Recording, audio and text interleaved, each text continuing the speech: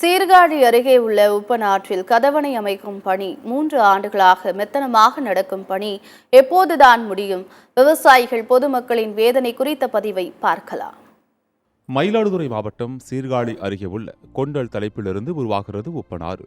இந்த உப்பனாறு கொண்டல், வள்ளுவக்குடி, அகனி, சீர்காழி, சட்டநாதபுரம், திருநகர் வழியாக பயணித்து திருமுள்ளவாசலில் கடலில் கலக்கிறது.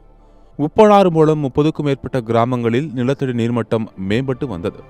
இதனை நம்பியே பல கிராம விவசாயிகள் உள்ளனர். இந்நிலையில் கோடை காலங்களில் உப்பனாறு முகத்துவாரம் வழியாக 15 கிலோமீட்டர் தூரத்திற்கு கடல் நீர் உட்புகுவதால் நிலத்தடி நீர்மட்டம் பாதிக்கப்பட்டு உவர் நீராக மாறியுள்ளதாக அப்பகுதி மக்கள் வேதனை தெரிவிக்கின்றனர். இதனால் 25க்கும் மேற்பட்ட கிராமங்களில் விவசாயம் பாதிக்கப்படுவதோடு நிலத்தடி நீரும் உப்பு நீராக மாறுகிறது என்றும் பொதுமக்கள் வேதனை தெரிவிக்கின்றனர். இதுகுறித்து பொதுமக்கள் விடுத்த கோரிக்கையை ஏற்று கடந்த 2020ஆம் ஆண்டு ஆகஸ்ட் மாதம் நபார்டு உலக வங்கி திட்டத்தின் கீழ் நிதி ஒதுக்கீடு செய்யப்பட்டு அதற்கான பணிகளும் தொடங்கியது. 30,96,00,000 திருநகரில் உப்பனாறில் குறுக்கே கதவணை கட்டும் பணிகள் தொடங்கிய நிலையில் பணிகள் தடைபட்டு மீண்டும் தற்போதைய திமுக அரசு பொறுப்பேற்ற பிறகு 2022ஆம் ஆண்டில் பணிகள் தொடங்கியது. தற்போது 240 மீட்டருக்கு 39 ஷட்டர்கள் பொருத்தப்பட்டு கரைகள் பகுதி அளவு பலப்படுத்தப்பட்டுள்ளது. ஆனால் புதிதாக பொருத்தப்பட்டுள்ள ஷட்டர்களில் அதனை இயக்கும் வகையில் மின் மோட்டார்கள் பொருத்தப்படவில்லை. அதேபோல் ஜென்செட் அறையிலும் அமைக்கப்படவில்லை.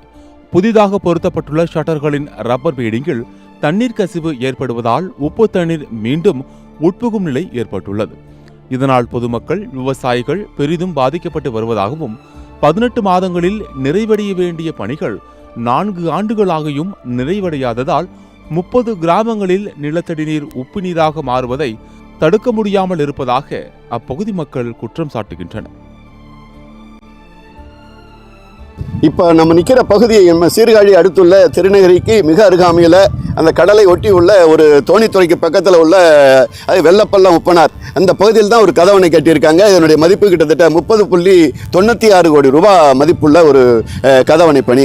இது நாங்கள் 2018 மிகப்பெரிய ஒரு போராட்டத்தை ஆரம்பித்தோம். அதில் கொள்ளிடத்தில் அலக்குடிக்கும் திருக்கழிப்பாலைக்கும் இடையில், மாதிரிவேலூர் நலமுத்தூருக்கு இடையில், இங்கே வெள்ளப்பள்ளம் உப்பனார், அது மாதிரி சிதம்பரம் வெள்ளாத்தில் 4 அணைக்கு மிகப்பெரிய போராட்டம் நடத்தி அரசு ஒப்பந்தம் போட்டது. பொதுப்பணித்துறையினுடைய அதிகாரிகள் கிட்டத்தட்ட 56 அதிகாரிகள் 2 மாவட்டத்தினுடைய அதிகாரிகள்லாம் கைது போட்டாங்க. அதில் ஏதோ இந்த ஒரு திட்டமாவது நிறைவேறதுன்னு கனவு கண்டு சந்தோஷமாக நாங்கள் மகிழ்ச்சியோடு இருந்தோம். அப்புறம் மிகப்பெரிய தொழில்நுட்ப கோளாறு. இது தொழில்நுட்ப கோளாறு ஏற்றுக்கவே முடியாது. ஏன்னா மற்ற ரோடாக இருந்தால் பேட்ச் ஒர்க் பண்ணலாம், இந்த கதவணை பணியில் பேட்ச் ஒர்க் பண்ண முடியாதாக 19 ஷட்டர் போட்டவங்க மோட்டார் இன்னும் பொறுத்தலை. அதை இறக்கி ஏற்றுறதுக்கு மோட்டார் போகிறதுன்னு ஏற்றலை. ஜென்செட்டுக்கு ஒரு தனியாக ஒரு அறை கட்டியிருக்காங்க, அங்கே ஜென்செட்டு பொறுத்தலை. இது எல்லாத்தையும் காட்டிலையும் இங்கே பாருங்கள், அப்படியே நீங்கள் பார்த்தீங்கன்னா மிகப்பெரிய திடல், ஒரு 8 ஏக்கர் பரப்பளவில் அங்கங்கே மண் திட்டாக தேங்கியிருக்கு.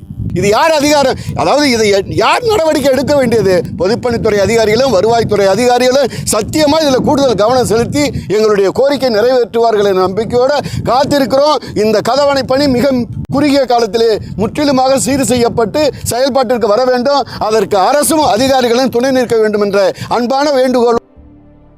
தரக்கட்டுப்பாட்டு செயற்பொறியாளர் நேரில் வருகை புரிந்து ஷட்டரில் இருக்கக்கூடிய ரப்பர் பீடிங்கில் ஏற்பட்டுள்ள நீர்க்கசிவை ஆய்வு செய்தும் கரை சரியான முறையில் உள்ளதா என்பதையும் ஆய்வு மேற்கொண்டு ஆற்றில் உள்ள மண் திட்டுக்களை முழுமையாக அகற்றியும் வரும் மழை காலத்திற்குள் இந்த அனைத்து பணிகளை நிறைவு செய்து மழைநீரை சேமிக்கும் வகையில் பயன்பாட்டிற்கு கொண்டு வர வேண்டுமென 30 கிராமத்தைச் சேர்ந்த பொதுமக்கள் மற்றும் விவசாயிகள் கோரிக்கை விடுத்துள்ளனர்.